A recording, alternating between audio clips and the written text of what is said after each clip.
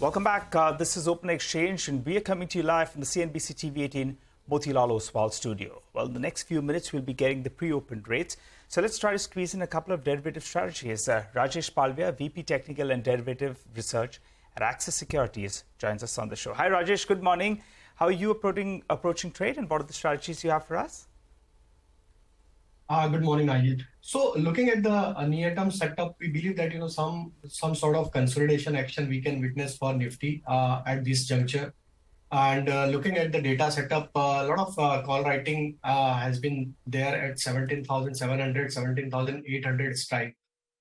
Even if we look at the data, there was long unwinding has been there for Nifty. But on the other hand, Bank Nifty has witnessed some bit of short covering action.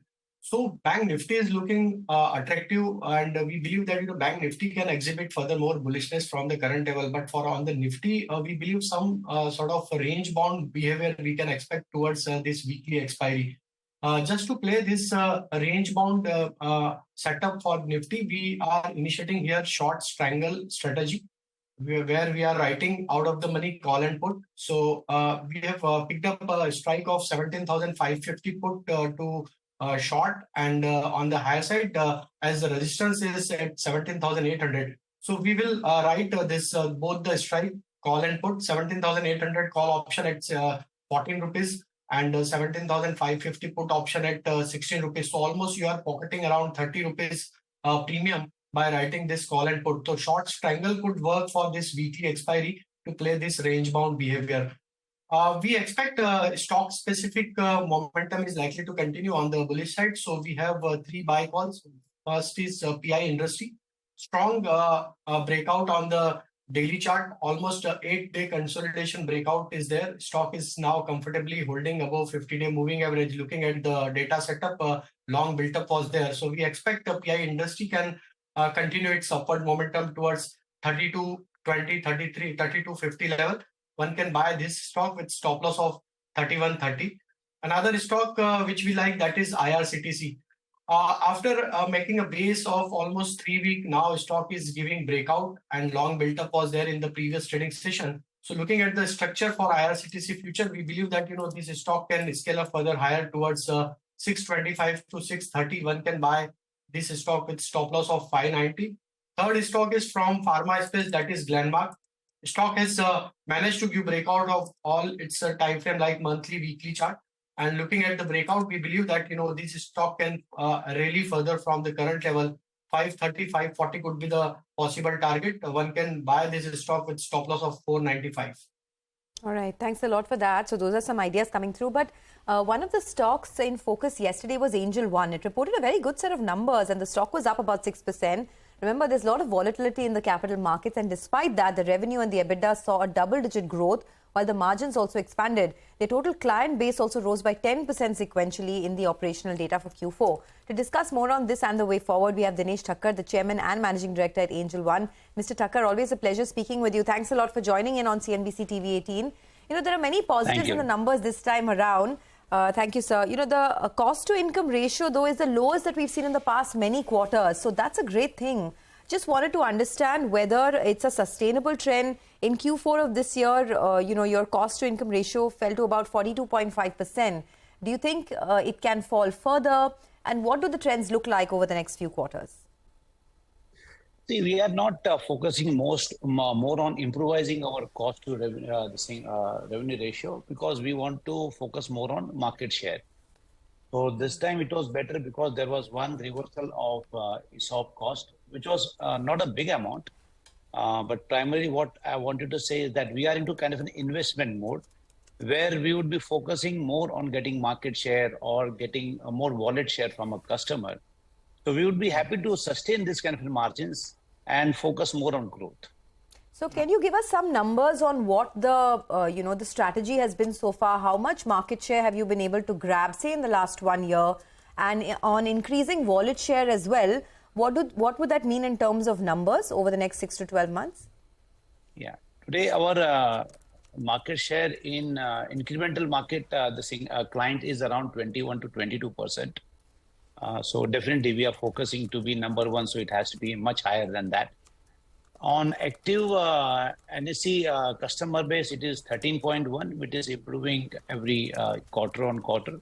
So our focus would be that we should achieve a similar kind of number of market share what we have in new client acquisition. So overall, our strategy would be to now that last quarter we launched Super App, so we are ready with introducing more services on this app. So last quarter we introduced mutual fund journey, and we achieved a SIP of around 42,000 in new SIP. So that is where our focus would be: how to gain more wallet share, how to sell more services to the same set of customers. Our focus would be to gain market share plus gain wallet share by introducing more services on our app. All right. Hi, Mr. Thakkar. Good morning. There were recent changes with regard to margin requirement that was introduced by SEBI. That will increase the working capital levels. Could you quantify it? What could it increase it by? We have disclosed that number. Impact on our profit and loss would be around 40 crores because we have to raise more capital to have a proper kind of structure in terms of working capital. The upstreaming of the same client fund is not going to impact our float income or anything, but only we will require additional capital to maintain bank guarantees and all that. Mr. Thakkar, hi, good morning. Sorry, the upstreaming of the cash, is that the same proposal, basically ABSA for client funds? Is that what you're referring to? No, SBI is different. Upstreaming is different. Upstreaming is going to happen in next quarter. So we have calculated impact based on upstreaming, where clients' FDs and everything is allowed to be upstream. Upstream would be totally fine. Client has to keep fund in their bank account. So that's a totally different mechanism. There's no clarity in terms of when they are going to implement this. So we haven't worked out impact of that or what would be an impact on industry on that. Yeah, no, that potentially perhaps is also will lead to more competition overall. I mean, more costs as well for brokers if that were to become a reality. The SEBI chief seemed very keen on the proposal at the last press conference. Prashant, we feel that all these regulatory changes are needed to expand the market in India. If you look at our market retail participation in equity, it has been very low. The reason is that people don't trust this market. There has been lots of scams and irregularities. So we welcome this kind of steps because we believe all these steps are going to increase kind of participation of retail in this equity market. If you look at performance of equity market, it has been great. But still, we don't understand what is the reason people don't come to the market. The reason is that they are too fearful about keeping capital over here. So my belief is that all this introduction is going to increase volume participation in the market. There will be some increase in cost, but we have seen in past also lots of regulatory changes has happened, which appear to be kind of very severe. But what we saw is that everything increase in cost was offset by increase in volumes and participation. Okay. Mr. Thakkar, eventually it boils down to how much your revenue per client can go up by, right? And if you look at the last 4-5 quarters, it's been on an average around this 400 to 450 rupees per revenue per client. I'm just trying to understand whether there's scope to build on to that. And if yes, how do you plan to do it? How much can the average go up by over the next few quarters? So the average will not go up, it will come down in fact, because if you look at new acquisition that we are doing in an age group of around 25, and we are going to tier 3 and tier 4 where actually wallet size is a bit lower. But what we look at is business metrics. What is the cost of acquisition and what kind of a lifetime value we can achieve. So we don't focus on average revenue that we get from a customer because there are different cohorts. As I said, if we acquire a customer from urban or tier 1, their ARPs, that ARPU is higher than customer who comes from tier 3 and tier 4. And if you look at profile customer who are 35 and around, and today what we are acquiring, mostly 90% of people are in that range of tier 2, tier 3 and around the age of 25. So their participation is is lower than urban and tier 1. So that we are not focusing on. ARPU from this customer, we are looking at lifetime value is far higher than a customer who's coming at the age of 35. All right. Final question then before we let you go. You know, your CEO, Mr. Narayan, he had resigned a couple of months ago, citing personal reasons. When does the replacement come in?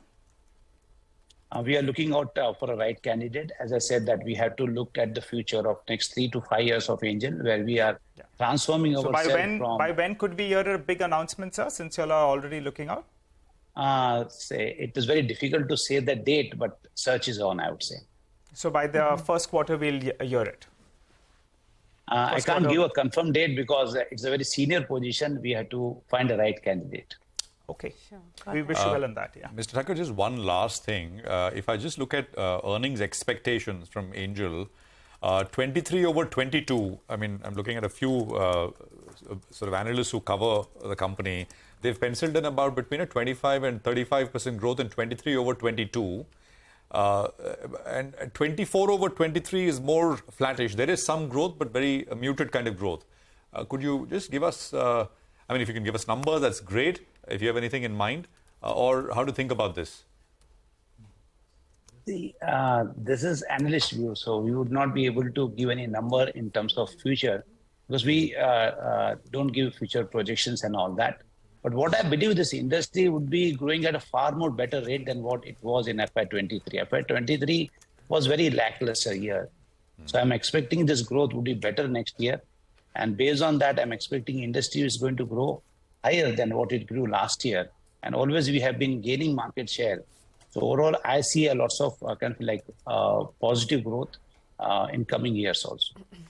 Okay, all the best, sir. Thanks a lot for joining in and speaking to CNBC-TV18. Appreciate your thoughts. And, that's some optimistic views coming in from Angel One. They're saying the industry is expected to grow much more than it did last year. And, of course, talking about the nuances of the business as well. Let's get back to the market now. The pre-opening rates are settling in. If we can just have the Nifty up. Absolutely quiet, really. Not much happening, just down about 7 odd points. But individual stocks in focus, so let's get them going. Sudarshan is back with us. Sudarshan, what's the big call at 9:10? Look to buy IDFC First Bank with a stop under 54. IDFC First Bank. And Mitesh, what about you? What's on your list? I would recommend buy on Ipca Labs for a first target of around 850, 855. Okay, thanks a lot for that. So let's talk about some stocks. So that's IDFC First Bank and Ipca Labs that Sudarshan and Mitesh are recommending. But we're also looking at ICICI Lombard and the Q4 numbers. I think the stock is under a bit of pressure right now. Surbi is here to tell us more about that. Surbi, over to you. Thanks so much for that. So ICICI Lombard will be in focus today. That's because the earnings were a mixed bag. The GDPI, which is the gross direct premium income, missed estimates, but the PAT beat estimates, and that was largely due to higher investment income. The GDPI was up 7% on a year-on-year basis. The net earned premium was up 12% on a year-on-year basis. The combined ratio also remained elevated at 104%, which was in line with the estimates. The company continues to guide a combined ratio of 102% by FY25. The claims ratio was also higher than estimates, and that was due to higher claims ratio in the motor third-party portfolio. The management continued to remain cautious in the motor business given the competitive intensity. Now that, combined with the regulatory requirement of bringing down the stake of promoter entity ICICI Bank, continues to be an overhang for the stock. Brokerages also have a cautious view on this. Jefferies has a buy rating, but they've cut their target price to 1560. They say for FY24, you have to watch out for the rise in cost of reinsurance and also how industry adapts to the expense of management rule. They trim their estimates by 3 to 5%. They further say that the stake sale and the CEO succession may limit the re-rating of the stock. JP Morgan has a neutral rating, but they've cut their target price to 1160. They say the motor portfolio is likely to remain competitive, and the comprehensive product portfolio, which is P&C, may see lower profitability due to increase in reinsurance rates. They don't have the visibility to price in a beat of the management guidance of 102% of combined ratio by FY25. Additionally, Morgan Stanley has an overweight with a target price of 1400. UBS has a buy rating with a target price of 1445, and Nuvama is the lowest amongst all. It has a hold rating with a target price of 1200. Surbi, thanks very much for that. And you can catch the management of ICICI Lombard, Gopal Balachandran, CFO and Chief Risk Officer of the company, join us at 9:50 for a chat on the performance. So that's coming up later on the show. Now we're racing to the market open. SGX is, the pre-open is indicating an absolutely flattish kind of start. That's where rates have settled on the Nifty and the Sensex. But let's refocus on a few stocks. Titan is something we want to highlight once again. Mangalam, back to you. Well, two reasons why Titan is in focus today. The first one is Kotak Institutional Equities has written that their interactions with some of the franchise owners and the industry suggest that the Titan management has gone ahead and cut incentives/commissions that they give to their franchisee owners by about 50 to 60 basis points or 100 basis points, depending on the nature of the franchise that it is. The impact of this could be a positive 50 basis points improvement in their margins over the next 2 years, and over and above that, the company has anyway been tightening the leash on costs itself. That's as far as the business is concerned. The second reason why I'm watching is, and more important from a stock market standpoint, remember when the Lenskart deal had happened where ADIA had invested in the company, we here at CNBC-TV18 had posed the question that will analysts now start ascribing value to Titan's eye care business, and that's exactly what has happened. CLSA has written, and they believe that their eye care business will go ahead and be a growth driver for the company, and they valued the eye care business, which was previously not valued by analysts, at $1.9 billion. So that's a big positive, as a result of which they've increased the target price on the Titan as well to about 3150 odd rupees. Okay, all right, Mangalam, thanks a lot for that. Well, I'm focusing on Coal India. JP Morgan, they have been positive on Coal India and they retain their overweight stance. They've increased their target price to around 290 from around 285 earlier. They're expecting the long-awaited FSA price hike to come about. Given that the wage hike has happened, now the street is focusing on FSA price hike as well. Keep in mind that the last hike was in January 2018. So it's been a long time since we've seen the last hike. If, in fact, they can report stable earnings or maybe higher than expected earnings, then it will lead to higher dividends. And finally, they point out that the FIs, they have been a little bit skeptical on the stock, but now they've increased their holding, telling you that ESG discount is now behind, and it appears they're looking ahead, given that they've increased their holding by around 1.3% odd. Made it in time. All right, made it in time for an opening that's going to be really flat, right? I mean, not too much expected anyway, but we take it as it comes. The Nifty is really quiet right now, so looks like it's going to be a flat opening. ONGC could be under pressure, as we were telling you earlier, because of the the way the windfall tax situation is panning out. NTPC, Asian Paints, ITC, Bajaj Auto, a couple of other stocks that just could be a tad bit in the red, but looks like it's very quiet opening that we're heading into. There you go. The Nifty is absolutely flat, down just about 9 odd points. The mid-cap index is doing better, actually, up almost about 40 points. But now the Nifty is inching lower, so 24 points lower. The Sensex is down about 65 odd points. What's dragging the index today is Infosys yet again. Infosys is your biggest Nifty loser, down almost 1 odd percent, followed by ONGC, Divi's Labs, Hero Motocorp and Dr. Reddy's. So a couple of these pharma names also under pressure. Divi's Labs is now down about half odd percent.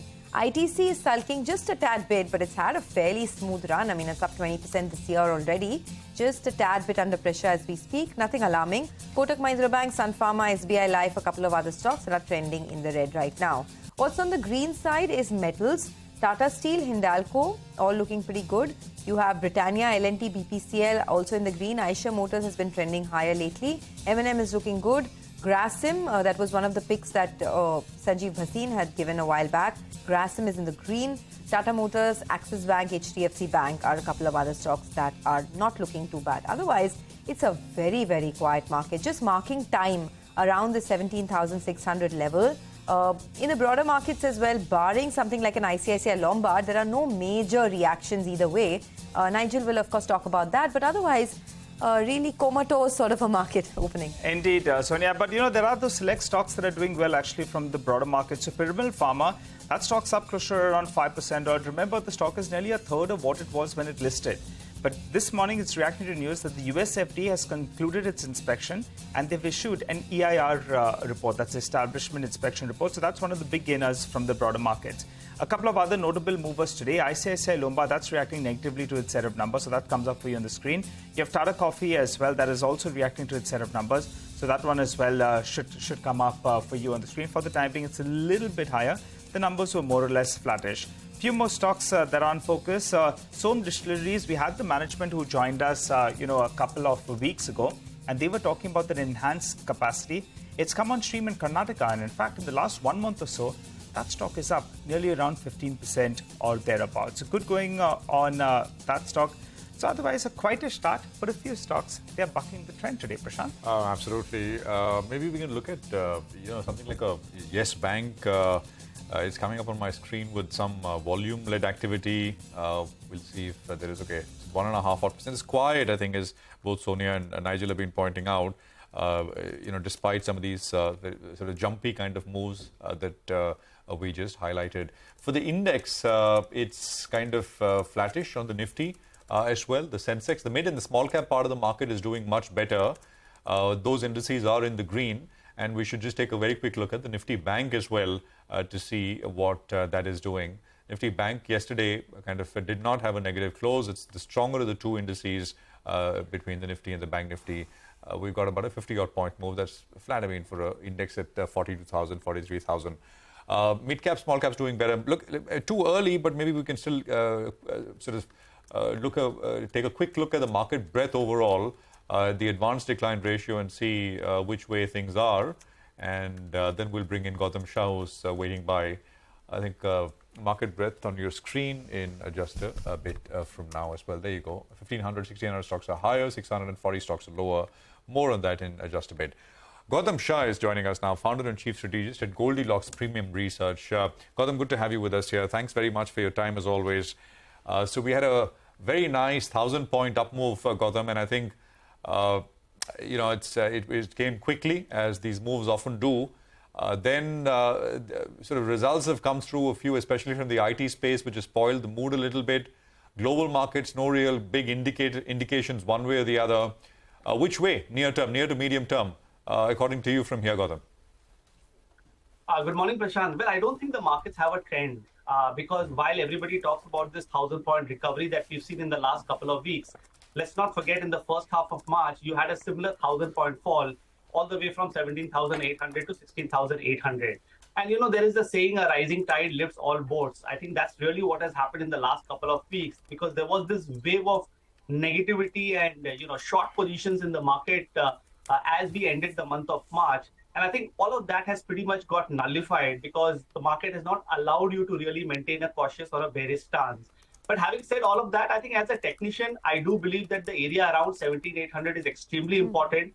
I still don't have concrete evidence to say that the worst is over and that one can go all out and, create investment positions for the next 3 to 6 months, because this is looking like a market which is very dynamic. It will see sporadic actions both on the way up and on the way down, but the index is unlikely to have a trend. But for me, I think till the Nifty does not really get past 17,800, 900 convincingly and on a closing basis, I would still be conservative and a little cautious. And on the downside, I think we are watching this important support of 17,500. So if at any point of time this breaks, I think the bears can be back. So what we are actually doing is we are simply ignoring the headline indices, the Nifty and the Bank Nifty, and concentrating on stocks, because there are multiple stocks and sectors which are standing out and which are likely to do well irrespective of the market action. So what are these stocks? I mean, I take your point entirely, Gautam. This is a market where the headline index is pretty much not doing anything. It's very, very range bound. But there is plenty of action beneath the surface. So tell us, where do you see outperformance? Where can alpha be generated now?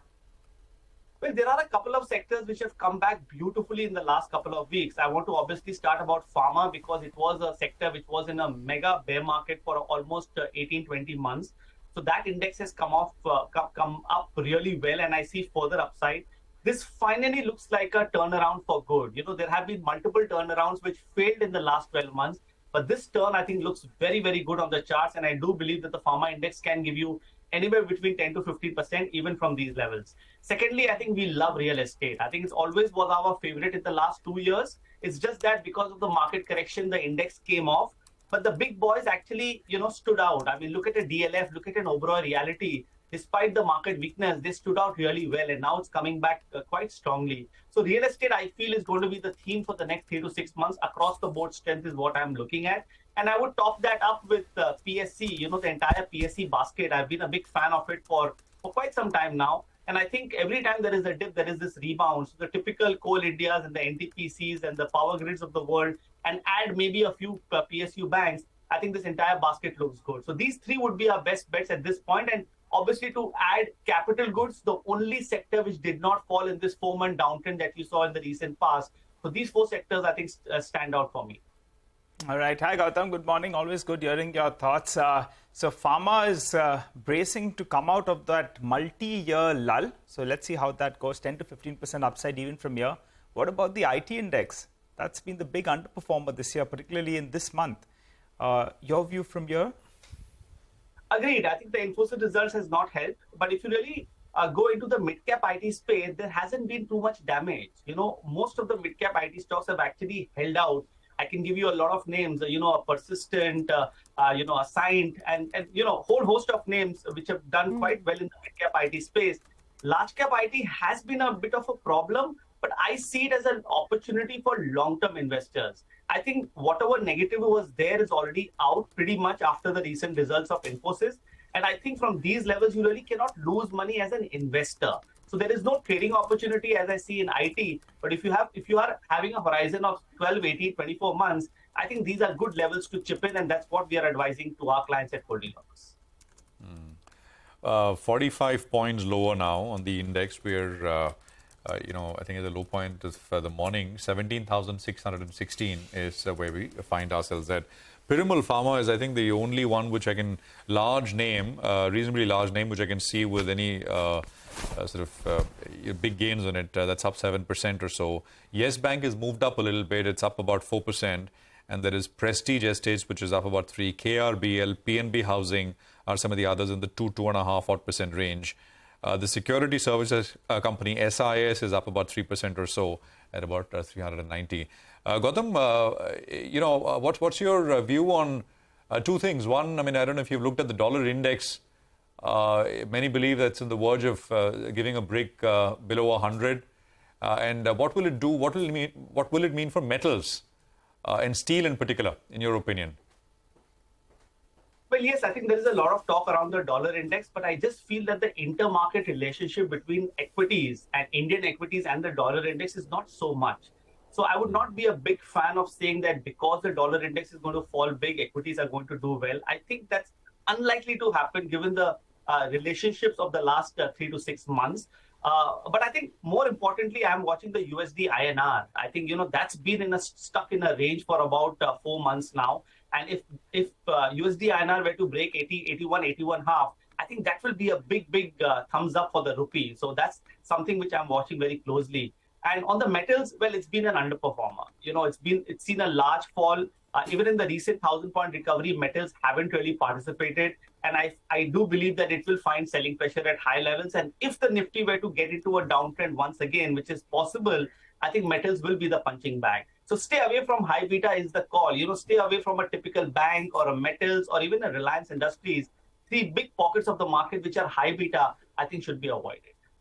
This year, surprisingly, the stocks that have performed the best are the auto stocks, right? Tata Motors is up 20% this year. Who would have thought? Bajaj Auto is up about 16%. So they are rising from the ashes, so to speak. But do you see further upsides in these names? Well, last time when we spoke, I was not too positive on auto, but I think selectively the turn has been very good. I think we continue to like Bajaj Auto. In fact, we recommended it to our subscribers some time back. We also like Tata Motors as a slightly more longer-term story. And I think after the recent fall, the risk-reward just got very, very lucrative. And Maruti and M&M have also held out really well. So these 4 stocks, I think, stand out for me. But again, if you are somebody with a 6, 12, 18-month time frame, then you could dabble into them. But from a trading perspective, I still feel that these are high beta. And if the market's correct, they could come under pressure once again. Okay. Anything else that you'd want to leave us with? The one space, and of course, we're going to talk about that in just minutes from now, is FMCG, right? ITC, of course, has been at record highs. You've had a good growth in many of the other FMCG names. Do you think this is a space to reckon with? Would you put more money to work in names like ITC?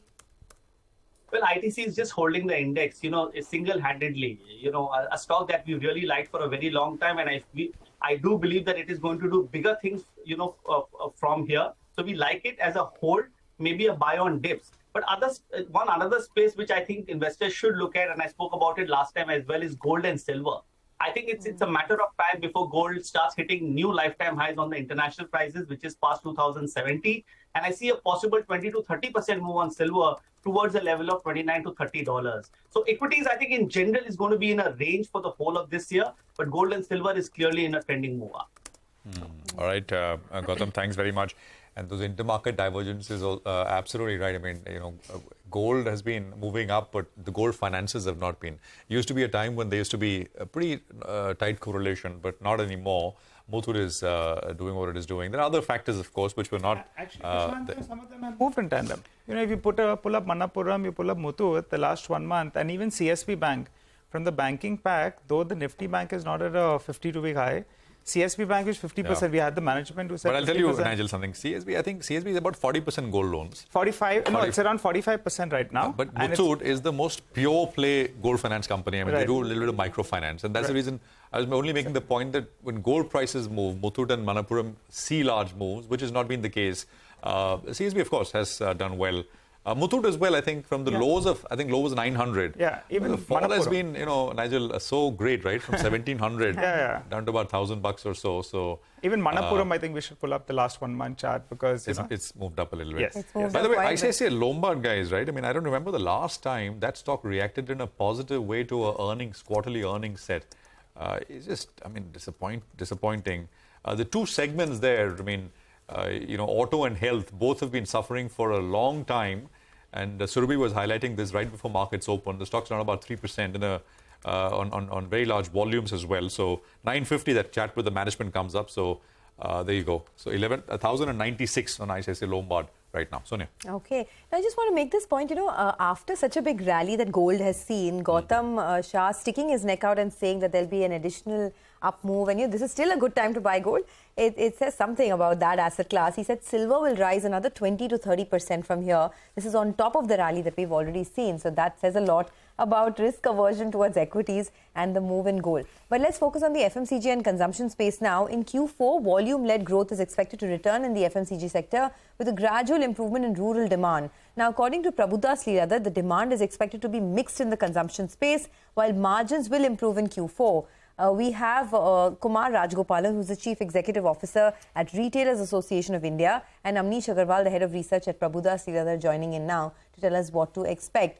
Amnish, let me start with you. If you can just lay down for us, the preface to this discussion. What is the kind of growth that we're looking at? Have you seen a recovery in the rural market, especially in the consumption piece? And which are the stocks that could be the biggest beneficiaries of this? There is a lot which is talked about rural recovery from quite some time, but our understanding suggests that there is no full-fledged rural recovery which is playing out as of now.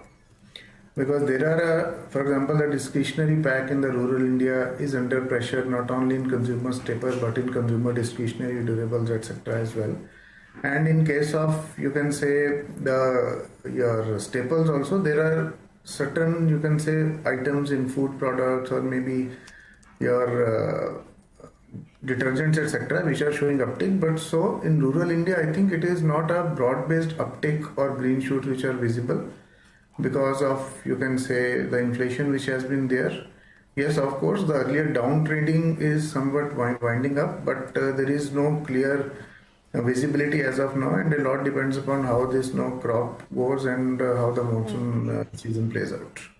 Okay, that's important. You're saying that there's no clear visibility on any improvement in rural demand and there's still a bit of uncertainty. Kumar Rajgopalan, who's the Chief Executive Officer at Retailers Association of India, is also with us. Kumar, would you concur that there are no concrete signs or evidence of a pickup in demand just yet in the rural market? And can you break it down for us in terms of, what you're seeing in retail trends, both in urban and rural, any divergence in trends across regions, north, south? Yeah, hi, morning. I think I'd agree with what Amnish is saying to some extent because we've seen that through the year, the real growth has happened in the mid to higher segment of products, which means the price points of mid to higher segments. The lower price point items, especially in the discretionary, has not done as all that well. I mean, overall, the retail market grew by about 18% last year for the modern retail. But the issue has definitely been on the lower price point items. And I think that's seen across various levels. Some of the items that did well, some of the categories that did well, definitely sports and leisure, athleisure has been doing very well. QSR has been doing quite well. People do want to go out and eat. Garments, when it came to occasion wear, has done well during occasions. the non-occasion times, especially when it came to lower price point items, have not done well. The rural sector, I think, still needs to be really reached out, and I'd agree, because the lower price point there again is the question. The mid to higher price point, I think those consumers are willing to buy, but they also buy from the larger cities. So they are willing to go to the cities and buy lots from wherever they are if they are well-to-do. So there is that question mark that still is there. I think that impact of inflation of the 10% was definitely seen all through. All right. Hi, good morning, Mr. Rajagopalan. We have big state elections coming up this year. Is that a factor? How do, consumer trends normally phase out when we have state elections and large states as well?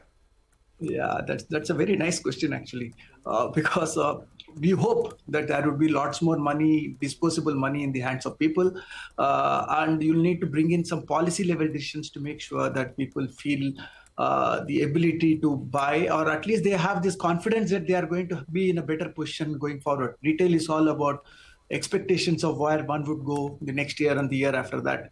So the election should hopefully put some money back into the infrastructure and various other systems, because people will be very busy to try and make sure that that expenditure, the whole infrastructure, the ability to try and make the last person be employable is all going to happen. So we'll have to wait and watch. But one good thing about what's happening all around is that there is DBT, there is lots more accountability. So whatever is being seen in real terms and not just about doles. So I think that's going to be interesting. Okay. Amnish, from the universe that you cover, what are the companies where you're seeing, both revenue growth as well as margin expansion in this quarter?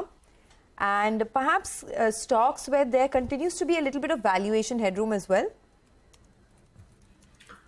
We see in terms of volume growth, I think in this quarter, paint companies should do well, because the trends of January in paints, they are sustaining at least till the end of the March. So paint is one segment where we should see good volume growth. Then ITC should have good volume growth. In general, food companies selectively should have good volume growth. Liver should be able to give you something like mid single digit kind of a volume growth. So I think these are some of the pockets. QSR again should be mixed, with some pressure definitely on companies like, say, Jubilant Foodworks and Westlife. Jubilant Foodworks and Burger King. Westlife, I think, should outperform the peers in QSR space. So broadly, I think paints, selective staples, and selective, you can say, QSRs, they should do well.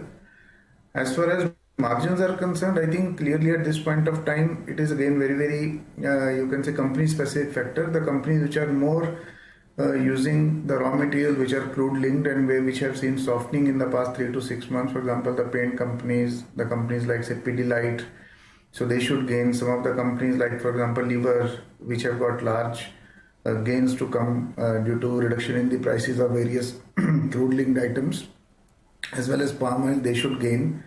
Britannia should report YY margin expansion, although QOQ it looks difficult. So I think broadly, if you look, I think there would be reasonably good quantum of companies which will show margin expansion. But in some of those cases also, one can't rule out some margin. Oops, okay, I think there's some issue with the audio over there. We'll come back to you in a bit. But Mr. Rajagopalan, anything that you want to leave us with in terms of what some trends could be in the consumption space? Anything that we missed out on? Any pockets that are perhaps looking good to grow from here on? Yeah, I think the good news is that the customers are back in the stores. I think they are wanting to buy online, they're wanting to buy offline. Both is happening. Omni-channel has become the way of the day. So it's gone are the days when one would say only one channel is going to grow. I think both the channels will grow. Trust is becoming very, very important for buyers who are buying whether offline or online. So you would see that lots more D2C brands are trying to put offline stores also there, because customers want to know whom are they buying from. Gone are the days when people would say that easy returns is very happy status, because that's convenience, but frankly any customer who is returning is not very happy with what they got, and that's going to get questioned through the year. If there are lots of returns in any of the e-commerce websites, it's going to be a big question mark. The growth that we expect will hopefully be in the garment sector. It's not done as great as it should be, and I think that discretionary item is the first thing that gets to kind of see the results. Footwear is growing very well, and I think that should really continue as we go ahead overall. QSR should continue its growth path. Again, I think that's also done really well so far. CDIT is going to be quite interesting because consumers are going to stores and buying. We are seeing new brands getting launched. But there is also this question, how much is good enough? So there are people who are questioning whether consumer durables and IT products are really going to grow that more than 20%, or is it not? We'll have to wait and watch on that account. One important part that we'll need to wait and see this year in this country especially is this concept around the open network for digital commerce. I think there's a lot that's happening around that. I think this is going to democratize digital commerce, and hopefully it should take in the kind of trajectory that UPI has taken across for the payments in ecosystem. And that's going to be really interesting for consumers as well as for the overall market in India. Okay, all right. We'll leave it at that. Thanks a lot for joining in and speaking to CNBC TV18. Let's do one thing. Let's take a quick break on that note. On the other side of the break, lots more coming up. Very quiet day for the market. Very quiet opening so far. But lots on the market and individual stocks coming up in a bit. Stay tuned. On the other side of the break, Abhishek will be analysing expectations from the NBFC sector in Q4. We will also be connecting with Nishchin Chavate of Kotak Institutional Equities to discuss expectations on the sector. And in a bit, we will connect with Gopal Balachandran, who's the Chief Financial Officer and Chief Risk Officer at ICICI Lombard, to discuss their Q4 earnings. Stay tuned.